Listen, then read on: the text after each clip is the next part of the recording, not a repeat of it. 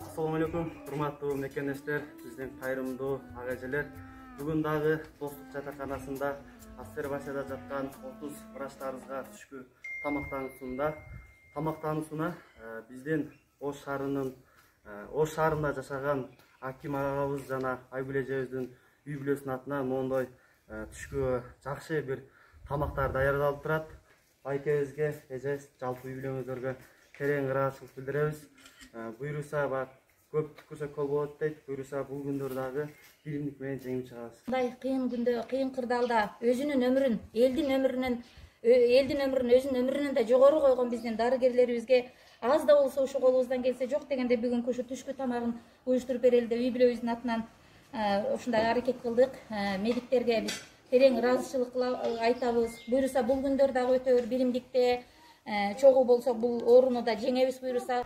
Assalamu alaikum достор. Бүгүн достук жатаканасында жаткан врачтарыбызга Бегайым эжебизден кечки тамактар келди. Буйруса эжекебизге терең ыраазычылык билдиребиз. Дайым ушундай элибизге, жерибизге кызмат кылган күчтүү айымдарын тартып жүрө бериңиз. Алла разы болсун. İşingin sen yalnız emezsin. Kuday buyursa baktılı gündün nuru dağı çığlıtan. Kuday buyursa izlep yolundu tap. Kuday buyursa yazılgan sağa dağı çeksiz ırız bak. Kuday buyursa